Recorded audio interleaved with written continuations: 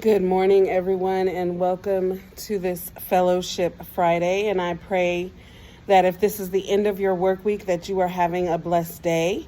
If it is the beginning of your work week, I pray that you have a blessed week and that God pours down blessing and favor over you. I was just thinking about, and this is Fellowship Friday, and on Fellowship Friday, we usually talk about, fellowshipping and connecting and networking, as some may call it. But when you're fellowshipping and you're networking, however you may call it and however you may do it, do you give up when someone that you're fellowshipping or networking with opposes you or doesn't agree with what you're doing? And I ask that question because so many times we get a vision from God and God tells us exactly what to do. He or she tells us exactly what to do. And when somebody comes against us or they don't believe the way that we believe or they don't feel the way that we feel, we sometimes will pull back and we won't fulfill the vision the way God has told us to fulfill that vision.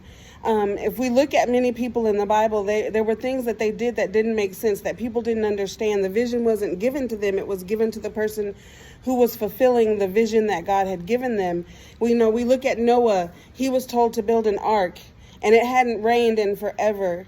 But each and every day he got up and he built that ark the way God had instructed him to do it. And regardless of the criticism and the taunting and the snide remarks that were made to him, he kept pushing forward with the vision that was given to him the exact way that God gave it to him, because if he had deviated, it could have cost the lives of the people and the cargo on board. But Noah had to stick to God's plan. We look at Abraham. He was told he was going to be a father of many nations. Then he was told after he had his son Isaac, now sacrifice him to me. And he said, God, but you said I was going to be the father of many nations. If you take my son, how am I going to be a father of many nations? And many times we do question what God asks us to do. But the end result is, are we willing and obedient to keep pushing forward with what he or she has asked us to do, how they have asked us to do it?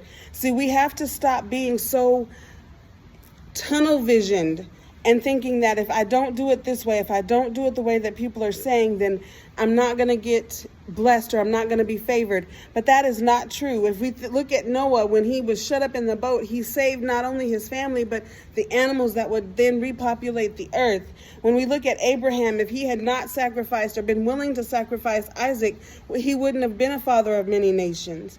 They did what they were supposed to do. They did what they were asked to do. Then Abraham was asked to get away from his family and move to a land that God was going to show him. And he did, but in the end, he took someone with him, because we want that security, we want that comfort, we want that safety blanket, like Linus with his blanket. Many times when we're told to do something, sometimes we're going to have to let some people stay where they are because they can't go into the season and go into the place that we are going to. So on this hashtag Fellowship Friday, hashtag hold on, I'm going to put Jesus on that, hashtag you've been released, all issues. Just remember, are you going to continue to fulfill the vision and do it as you've been instructed? Or are you going to fall back because of the naysayers? Sometimes we have to push through and we have to do what God has asked us to do, despite what is going on around us. Have a wonderful Friday, and I will see you on tomorrow.